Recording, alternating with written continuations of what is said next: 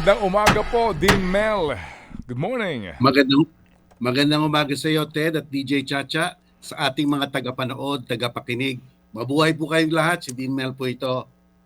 And Mabuhay kayo. Apo, Dean, ito ho, no, para mas maganda ho ang ating flow of discussion muna. Bago po itong House Bill ngayon, ano, itong naipasa on third and final reading, bagamat may question sa botohan, no, House Bill 9349, the Absolute Divorce Act. Ano ho ba ngayon sa ating panuntunan, short lang, ano ba ang mga grounds para po sa ano ba ang definition ng annulment? Ano ba ang grounds para sa annulment at yung legal separation, doon po muna tayo bago puntahan itong issue po ng panukalang ito sa divorce. Okay. Sa ating batas, may dalawang pamamaraan para putulin ang kasal sa pamamagitan ng korte. Ang una, yung tinatawag na declaration of nullity. Ang mga grounds nito, yung pinsan mo siya, o underage ka, o walang lisensya yung nagpakasal sa inyo, o kaya psychological incapacity. Sa declaration of nullity, dinedeklara ng korte na ang kasal niyo ay walang bisa nang simula't simula pa. So ay ang unang pamamaraan para puputulin ang kasal. Ang pangalawang pamamaraan para putulin ang kasal sa Pilipinas ay yung tinatawag na annulment. Itong annulment, ito dito papasok yung pinilit ka, niloko ka, yung pala nung kinakasal kayo may malubakang STD, o kaya wala kang permiso sa iyong mga magulang between 18 and 21. Iyon ang tinatawag na annulment. Iyon naman, mabisa hanggat putulin. Iyan ang dalawang pamamaraan para putulin ang kasal sa Pilipinas. Meron pa tayong tinatawag na legal separation. Dito naman, hindi mo pinuputol ang kasal, kaya lang pinapayagan kayong mamuhay ng separate. Ang grounds naman dito, yung mga repeated physical violence, grossly abusive contact, yung pakikiapid, yung meron ring STD, o kaya yung asawa mo nagpakasal sa iba, at o kaya yung imprisonment for 6 years. Yan ang okay yung concubinage and adultery o attempt on the life. Yan naman ang legal separation. So, ang umiiral ngayon sa atin, dalawang pamamaraan para paputol ang kasal, depende sa ground. Isa void from the beginning, isa valid up to the time it's terminated. Yung void from the beginning, tawag natin doon nullity. Yung valid up to the time it's terminated, yung mga parang shotgun marriage, yun tinatawag na annulment.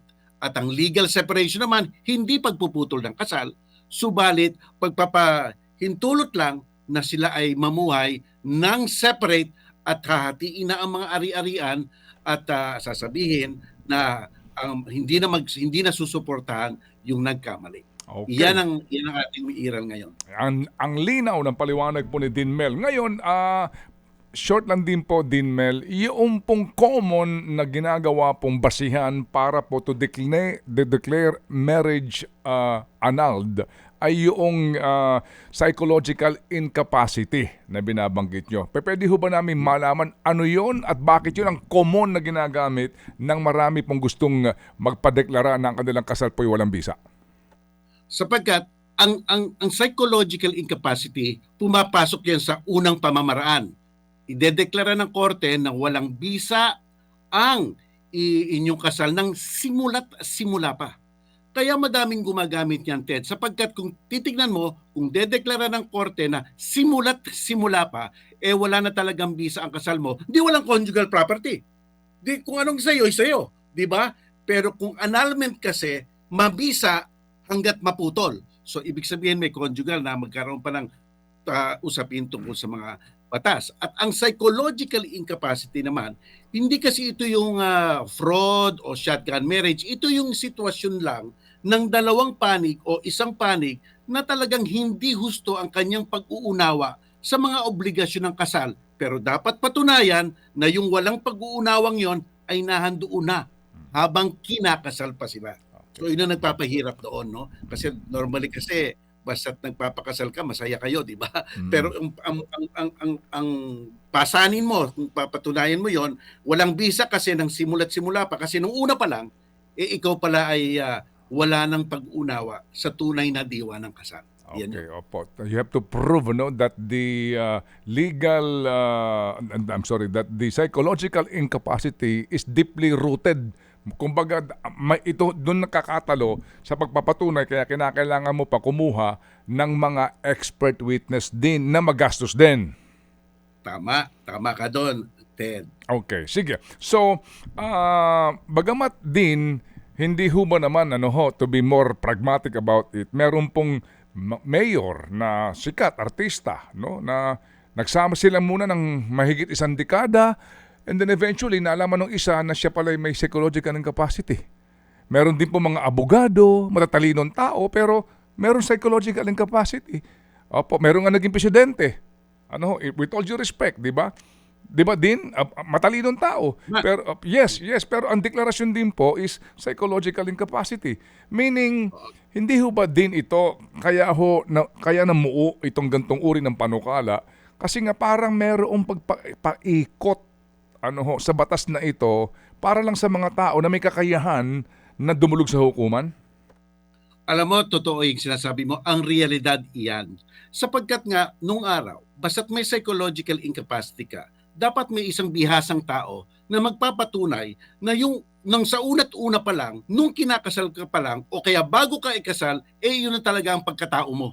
Yung ugali mo, yun na talaga. Kasi psychological. Kaya kailangan mo ng expert dyan. Kaya nagiging mahal sapagkat meron ng mga expert witnesses na kinakailangan. Pero subalit, mga 2 or 3 years ago, ang Korte Suprema lumabas ng Andal versus Andal. Ang sinasabi nila, kung napaka-obvious naman, hindi na talaga kailangan yung mga expert witness na yan sapagkat nga napapamahal ang pagpuputol ng kasal. Kaya lang, minsan para ikaw ay makasigurado, kahit na sinasabi ng Korte Suprema hindi na masyado kailangan yan, inaano mo pa rin, pinepresenta mo pa rin para nga makasigurado kang maputol ang kasal. Kaya napipilitan ninyo iba.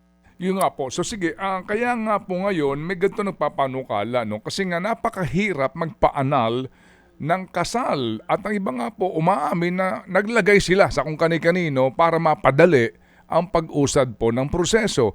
Kaya ngayon ang sinasabi po dito, ano ho ang inyong opinion at masasabi dito po sa mga ginawa pong grounds for absolute divorce ngayon? Okay, unang-una, ating i-define kung ano ang diborsyo. Sapagkat 'di ba sabi natin, yung pamamaraan lang na nagagamit ngayon ay dapat mapatunayan na ang depekto ay nandoon nung kinakasal pa lang kayo ng simula't simula pa.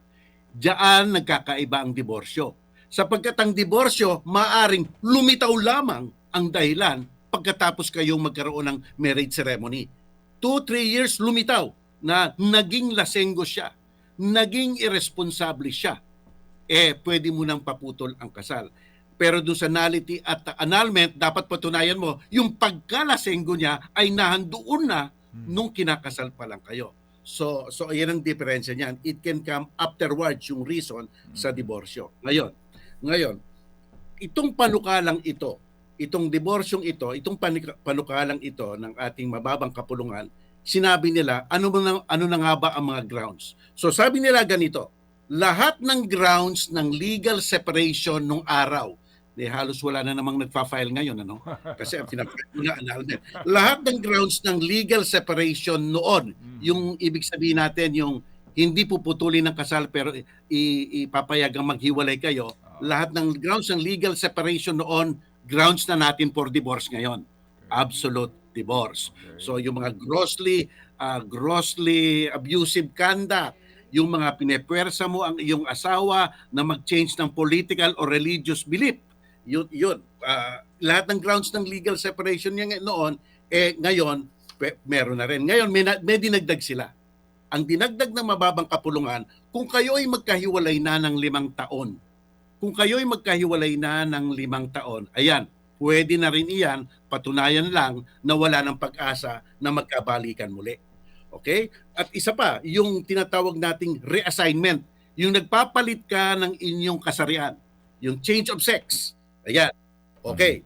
Pwede na rin yang ang maging grounds for absolute divorce. Ngayon, yung tinatawag nating irreconcilable difference, yung total incompatibility kayo Siyempre nagkakamali ang mga tao basta't kinakasal kayo. Ano okay na okay kayo pero habang tumatagal nakikita niyo na ang pagkakaiba niyong dalawa in terms of belief, in terms of behavior, in terms of yung mga filosofiya paniniwala niyo, iyan dinagdag rin niya ng ating mababang kapulungan. At pero sinabi ng ating mababang kapulungan, yang madaming grounds na yan, bibigyan natin ng taning.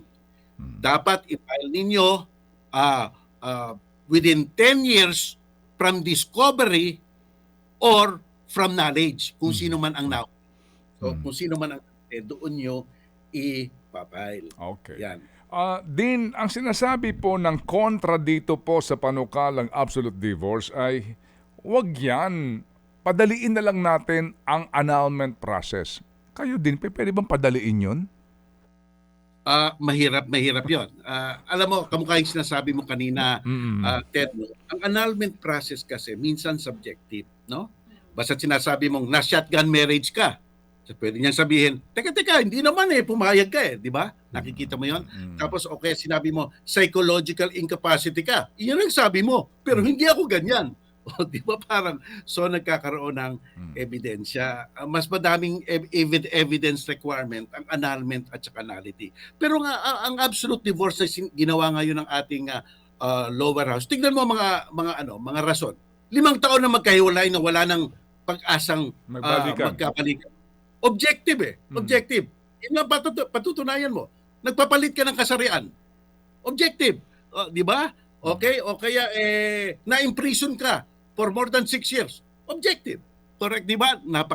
Napakadali. Pero dinagdag rin nila yung grounds for legal separation. Pero may mga grounds ngayon na parang sinasabi natin sa batas res ipsa loquitur. Tignan mo lang, alam mo na. So wala na. At saka isa pa binago ng ating House of Representatives. Noon basta nagpapile ka ng pagpuputol ng kasal, it's A versus B. Talagang parang may boxing, may away. Pero ngayon, pwede nang magsama silang dalawa at sabihin nila sa korte, Your Honor, gusto na naming dalawang putulin ang kasal. Pwede nang ganon sa kanilang panahon. Kaya napapadali. Ibig sabihin, kung gano'n ang mangyayari, gano'n ba? Sasabihin ng korte, bigyan nyo lang sa akin ng ebidensya. Sige, decide ko kaagad to. Summary procedure pa. Alam mo yung summary? Yung dali-dalian? Wala na, pwede na lang by way of pinabit. Yung gano'n. So, yan. Ito kasi sinasabi nga po ni Din na kung yung mag-asawa, kasal, 5 taon na silang hindi nagsasama, at nagkanya-kanya na sila ng buhay kasi nga wala silang kakayahan na magpa-deklarasyon ng nullity of marriage or annulment. So nagkaroon sila ng sarili mga anak na. May kanya-kanya silang partner. So itong mga anak nila ngayon, ang tawag ay illegitimate, di ho ba din? Yes, Tama. illegitimate sila. Oo. So sila hong mga may kanya-kanya ng buhay, pareho silang kasal, hindi sila nagdedemandahan ng adultery o concubinage. 'Di ba? Lahat ng ito ay parang pero walang legal na walang basbas ang estado sa kanilang pagsasama, kaya ang lahat ay illegitimate ang bunga nila. Correct, tama ka diyan. Ted, nagiging illegitimate ang mga anak nila at yung hindi naman napapayagang maputol ang kasal o talagang nagkahiwalay at hindi kayang magpaputol ng kasal, nakikiapid na sa iba, they are living in a sense, in a criminal activity, adultery, concubinage. Yan din ang maiiwasan talaga basta't pahintulot mo ang diborsyo. Madaming maiiwasan dyan. Opo, at saka yung pong talagang nagsasakitan na po, no? May mga asawa na bugbog sarado na sa harapan pa ng mga anak ginugulpe. And then, nagkailan na po ng pag-aayos, mga pamilya, etc. Pero babae po nagsabi na ayoko na talaga. Hihiwalay na siya. Opo, at yung lalaki maaari pong meron na rin pong ibang makasiping, and then yung babaeng ito magtitiis, maaari mag-file ng legal separation, pero nungka magkaroon siya ng bagong buhay sa bagong asawa, bagong partner na magiging ituturing na ama ng kanyang mga anak. Tama, pwede kasing i-adapt kung papayag yung isang asawa, no? Ngayon, isa pa, Ted, no?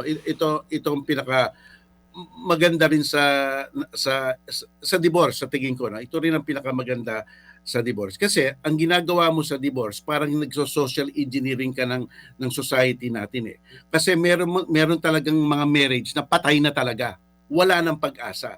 Parang at kagaya ng sinabi mo, yung binibigyan natin ng new lease in life, pinababangon mo ulit sila at tinatanggalan mo na sila ng problema, paano ba itong asawa ko? Di yung kinikita ko, kanya pa rin.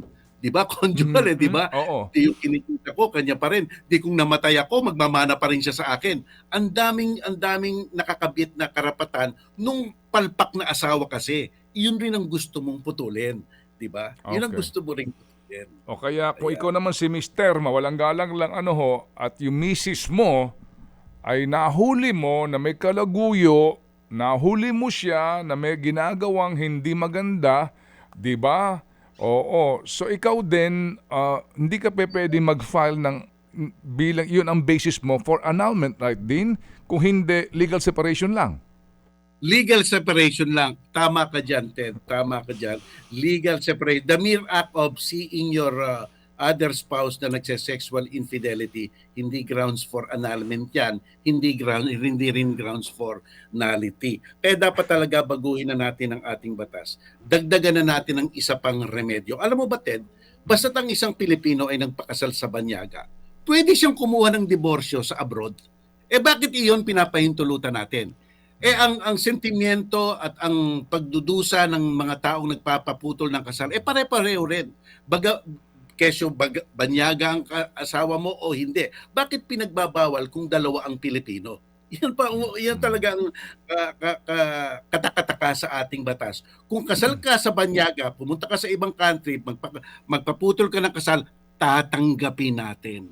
Pero kung dalawang Pilipino na pareho rin naman ang nararamdaman, pareho rin lang ang siste ng kanyang asawa na mapang-abuso rin, hindi natin papayagan yung divorce. Kaya talagang may incongruity ang batas natin. Parang binibigyan natin parang undue favor yung mga kinakasal sa banyaga. Opo. Ano ang inyong komento dito din sa sinasabi po ng isang sekta no na okay, sige, hayaan nyo yung civil marriage ninyo, magkaroon kayo ng divorce, pero kapag kayo kinasal sa amin, sa simbahan na ito, walang divorce dito. Kumbaga, dito no return, no exchange. Paano yun? Maganda yung tanong mong yan, Ted. Napakaganda niyan. Sapagkat yan ang elephant in the house, di ba? Parating sinasabi nila, nako, Katoliko tayo. 80%, 90% Katoliko. So napakadami ng Katoliko, siguro napakadami ang tumututol sa diborsyo. Pero ang pagbabalangkas ng batas ay hindi nakukuha sa kung napakadami ng may gusto. Ang pagbabalangkas ng batas ay magbibigay ka ng remedyo sa mga nakakakonti, yung mga naapi. Kaya nga may batas ka kasi sabi nga ni Ramon Magsaysay, whoever have less in life must have more in law, di ba? kaya yun ang pinoprotektahan mo yung minority. Ngayon, yung church and state sinasabi, separate yan. Pag sa ating batas, madami ang pwedeng magkasal. Pwede si mayor, pwede si ship captain, pwede si airplane chief, pwede si military commander sa araw ng mga digmaan. At siyempre, pwede ang pare. Okay? Doon lang tayo nagkakaproblema sa pare. Kasi kung ikaw ay pare at nagkasal ka, ikaw ay ahente ng Diyos, pero ikaw rin ay ahente ng Estado. So kung nagkakasal ka, pare ka, kinasal mo sila sa reliyon mo at kinasal mo sila sa Estado. Ngayon, kaya para sa akin, sumunod lang tayo sa church and state. Pahintulutan na natin ng Estadong maglagay ng diborsyo. Pwede, talayaan nyo naman na hindi tanggapin ang diborsyo ng Estado. Pero kaya namin pinapayagan ng Estado para hindi na siya makiapid, para hindi na siya magbigamya, para hindi na siya maging gumawa ng mga bagay na pwede siyang makulong. Kayo naman, church, kung sa tingin nyo kasalanan pa rin yun, problema nyo na yan. That is your business. Hindi na business ng Estado ito. Ang Estado po protektahan lang namin para hindi siya makulong, para maputol na ang kanyang pag-susupport sa isang taong palpak, para matanggal na ang magiging tagapagmana niyang gago niyang asawa. Yun ang ginagawa namin. Pero kung sinasabi nyo na bagamat iyan, hindi niyo tinatanggap yan, bahala kayo. Pero sa amin, oo. Pero kayo, problema nyo na yan, hindi problema ng Estado yan. Kaya pwede naman nating i-slice ihiwalay. Hindi mo pwedeng sabihin kasi sa reliyon natin. Kaya alam mo, Ted, Kaya ako minsan nadi-disappoint ako sa mga senador natin eh. May nagsabi diyan, yung diborsyong yan, magiging ayon yan sa konsyensya nila at sa kanilang relihiyon. Palpak na senador yan. Sapagkat kung senador ka, ang tingin mo, hindi mo opinyon na lang, kundi ang ikabubuti ng nakakarami. Yung public interest, public good, public justice. Iyan ang punto de vista mo. Hindi mo sinasabing, ayoko ng divorce kasi iyan ang opinion ko. Hindi ganun eh. Dapat senador ka na eh. Tinitignan mo na ang mas malawak na pangangailangan ng mga nangangailangan. Di ba? Di ba yun? Alam mo din, kung ikaw'y tatakbong senador, boboto kita eh. Din kasi, parang ito ho, no, with mawalang galang lang. Kasi kung ikaw yung simbahan, di ba ayaw mo na magkasala ang inyong mga nasasakupan? So kung ang iyong nasasakupan, dahil din sa lahat naman po tayo nagkakamali, tao lang, so yung nga, sila pong mag-asawa ay gumagawa na po sa batas po ng simbahan, ay mali. Kagaya ng, di ba, meron ka ng, may inaanakan yung mister, may kinakasama yung misis, di ho ba palabag yun?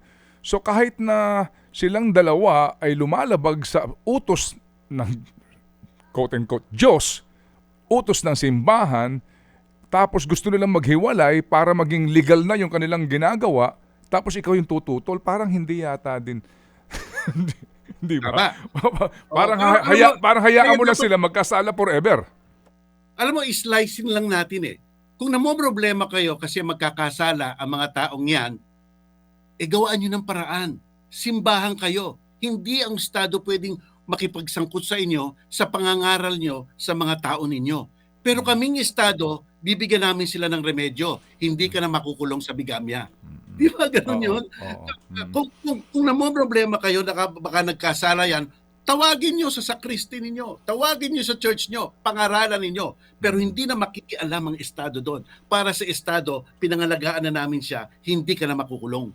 Diba? Pwede ba yung kung ang simbahan nagsasabi na sige, kakasal namin, kayo, nagpakasal kayo dito sa simbahang ito, so ang inyong marriage ay sa amin, kung may divorce, mag-divorce kayo sa Estado, sa amin hindi pa kayo divorsyado, pwede bang yung simbahan magdemanda doon sa couple for violating their laws?